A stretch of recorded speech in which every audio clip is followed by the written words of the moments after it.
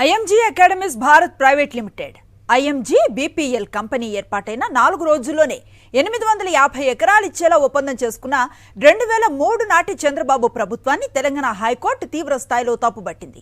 కనీస విచారణ లేకుండా అంతర్జాతీయ కంపెనీతో సంబంధాలు ఉన్నాయో లేదో తెలుసుకోకుండా వేల కోట్ల విలువైన భూములను కారు చౌకగా ధారాదత్తం చేసేందుకు ఒప్పందం కుదుర్చుకోవడంపై ఆగ్రహాన్ని వ్యక్తం చేసింది.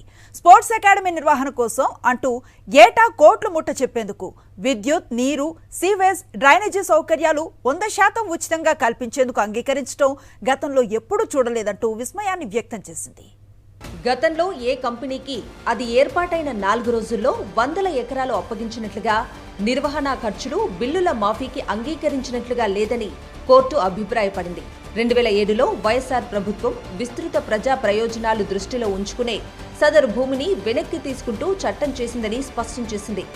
రాజ్యాంగంలో ఉన్న అధికారాల మేరకే ఏపీ ప్రభుత్వ ఆస్తి చట్టాన్ని తీసుకొచ్చిందని, ఇది ఎంతమాత్రం ఆక్షేపణీయం కాదని తేల్చి చెప్పింది. ఐఎంజీ భారత్ పేర్కొంటున్నట్లుగా ఆర్టికల్ 14 ఉల్లంఘన ఎక్కడా జరగలేదని స్పష్టం చేస్తూ పిటిషన్ని కొట్టివేసింది. ఈ పిటిషన్లో ఎలాంటి మెరిట్ కనిపించలేదని, ఆ ఒప్పందాన్ని ఏ విధంగానూ సమర్థించలేమని ప్రధాన న్యాయమూర్తి జస్టిస్ అలోక్ అరాధే, జస్టిస్ అనిల్ కుమార్ జూకంటెల ధర్మాసనం 18 ఏళ్ల సుదీర్ఘ విచారణ తర్వాత తీర్పునిచ్చింది. యువతను క్రీడల్లో తీర్చిదిద్దడం కోసమంటూ IMG academies Bharat private limited 2003లో ఏర్పాటైంది. కంపెనీ ఏర్పాటైన 4 రోజులకే చంద్రబాబు నేతృత్వంలోని నాటి ఏపీ ప్రభుత్వం ఐఎంజీ భారత్తో ఒప్పందం కుదుర్చుకుంది. క్రీడల్లో యువతను ఛాంపియన్లుగా తీర్చిదిద్దటం కోసమంటూ ఈ ఎంఓయూ చేసుకుంది. ఇందులో భాగంగా స్పోర్ట్స్ అకాడమీలను నిర్మించడం, అభివృద్ధి చేయటం, నిర్వహించటం కోసమంటూ రంగారెడ్డి జిల్లా షేర్లింగంపల్లి మండలం గచ్చిబౌలిలో 400 ఎకరాలు ఇచ్చేందుకు అంగీకరించింది. రంగారెడ్డి జిల్లా మామిడిపల్లిలో మరో 450 ఎకరాలు అప్పగించేందుకు కూడా ఒప్పందం చేసుకుంది. అంతేకాక ఐఎంజీ భారత్ అంతర్జాతీయ స్థాయిలో ప్రధాన కార్యాలయాన్ని నిర్మించుకునేందుకు బంజారాహిల్స్ నుంచి మాదాపూర్ వెళ్లే మార్గంలో ఎకరం నుంచి 5 ఎకరాలు కూడా ఇస్తామని హామీ ఇచ్చింది. ఈ మేరకు 2004 ఫిబ్రవరిలో గచ్చిబౌలిలో ఎంతో విలువైన 400 ఎకరాలను స్వల్ప మొత్తానికి, అంటే కేవలం 2 కోట్లకే ఐఎంజీ భారత్కు అప్పగించింది. అయితే 2006లో ప్రభుత్వ ఆస్తులను కాపాడే లక్ష్యంతో రాష్ట్ర ప్రభుత్వం ఆర్డినెన్స్ తెచ్చింది. 2007లో దీన్ని చట్టబద్ధం చేస్తూ ఏపీ ప్రభుత్వం చట్టాన్ని తీసుకొచ్చింది. ఈ చట్టం ప్రకారం ఐఎంజీ భారత్తో అంతకుముందు ప్రభుత్వం చేసుకున్న ఎంఓయూ, ఆ మేరకు సేల్ డీడ్ కూడా రద్దయ్యాయి. ఈ క్రమంలో 2007 చట్టంలోని సెక్షన్ 2 ప్రకారం సంబంధిత లావాదేవీలు రద్దు చేయటమే కాకుండా ఐఎంజీ చెల్లించిన మొత్తాన్ని ఏడాదికి 12% వడ్డీతో తిరిగి ఇచ్చేయటానికి ప్రభుత్వం ముందుకొచ్చింది. అయితే ప్రభుత్వ చట్టాన్ని సవాలు చేస్తూ ఐఎంజీ భారత్ తెలంగాణ హైకోర్టులో పిటిషన్ దాఖలు చేసింది. పూర్తి కేబినెట్ ఆమోదం లేకుండా నాటి ప్రభుత్వం ఎంఓయూపై సంతకాలు చేసింది. ఆ సమయంలో భూమి విలువ ఎకరం 13 లక్షలు ఉండగా పిటిషనర్కు 50,000 స్వల్ప మొత్తానికే విక్రయించారు. ఐఎంజీ భారత్కు అమెరికన్ కంపెనీ అయిన ఐఎంజీతో ఎలాంటి సంబంధమూ లేదు, కానీ దానికి అనుబంధ సంస్థ అంటూ మోసగించారు. అందుకే తదుపరి ప్రభుత్వం ఎంఓయూను రద్దు చేసింది. ఇది ఇతర భూ లావాదేవీలకు కూడా వర్తిస్తుంది. ఇలా చట్టం తీసుకొచ్చే అధికారం రాజ్యాంగంలోని 7వ షెడ్యూల్ ప్రకారం శాసనసభకు ఉంది. రాష్ట్రపతి ఆమోదం పొందిన తర్వాత 2007లో చేసిన చట్టం అమల్లోకి వచ్చింది అంటూ అడ్వకేట్ జనరల్ ఏ సుదర్శన్ రెడ్డి వాదనలు వినిపించారు. కాగా పిటిషనర్ తరఫున సీనియర్ న్యాయవాది వేదుల వెంకటరమణ ఒక ఐఎంజీ భారత్ కోసమే చట్టాన్ని తేవటం సమర్థనీయం కాదు, ఎంఓయూను రద్దు చేసే అధికారం ప్రభుత్వానికి లేదంటూ వాదించారు. 2003 ఆగస్టు 5న ఐఎంజీ భారత్ ఏర్పాటైన తర్వాతి రోజే ఎలాంటి విచారణ చేసుకోకుండానే 6న నాటి youth advancement, tourism, cultural department కంపెనీకి ఆమోదం తెలుపుతూ సర్క్యులర్ జారీ చేసింది. అదే రోజు 4 మంత్రులతో పాటు ప్రభుత్వ ప్రధాన కార్యదర్శి దీనికి ఆగమేఘాలపై గ్రీన్ సిగ్నల్ ఇచ్చారు. ఆ తర్వాత 9వ తేదీన ఎంఓయూ కుదుర్చుకున్నారు. ప్రత్యేకమైన సందర్భాల్లో మాత్రమే ఉపయోగించాల్సిన రాజ్యాంగపరమైన బాధ్యతను చంద్రబాబు తన స్వార్థ ప్రయోజనాలకు వాడుకున్నారనే విషయం కోర్టు తీర్పుతో తేటతెల్లమైంది.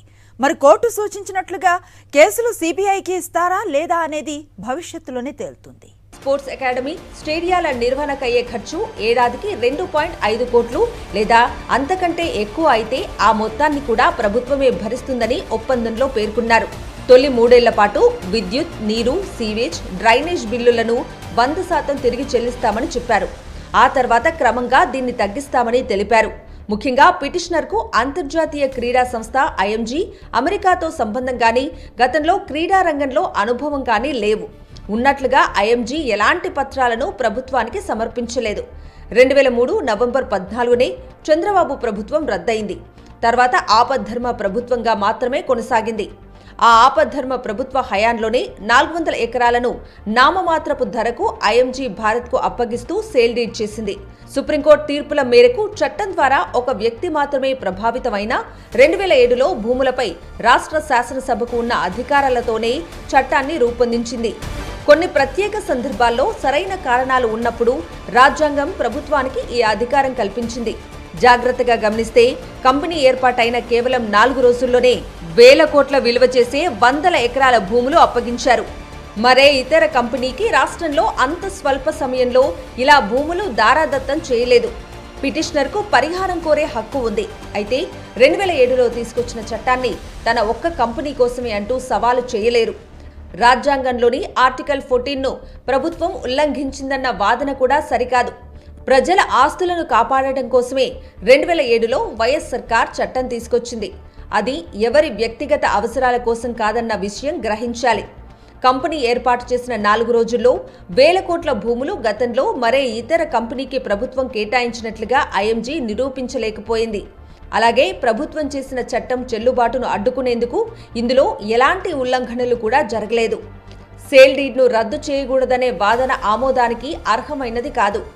ఎంఓయూనే రద్దయినప్పుడు సేల్ డీడ్ అమల్లో ఉండటం సాధ్యం కాదు అంటూ ధర్మాసనం తన తీర్పులో వ్యాఖ్యానించింది. ఐఎంజీ భారత్కు భూముల అప్పగింతపై సిబిఐ విచారణ కోరుతూ గతంలో లేఖ రాశామన్నారు. ఎంతవరకు వచ్చిందని రాష్ట్ర ప్రభుత్వాన్ని హైకోర్టు ప్రశ్నించింది. తదుపరి విచారణలోగా ఏదో ఒకటి చెప్పాలని ఆదేశిస్తూ విచారణను వారం పాటు వాయిదా వేసింది. ఐఎంజీ భారత్కు భూముల కేటాయింపు, ఎంఓయూ, సీల్ డీడ్ ఇలా అన్ని అంశాలపై కేంద్ర దర్యాప్తు బృందం సిబిఐతో విచారణ జరిపించాలని కోరుతూ టి శ్రీరంగారావుతో పాటు మరొకరు 2012లో హైకోర్టులో ప్రజా ప్రయోజన వ్యాజ్యం దాఖలు చేశారు.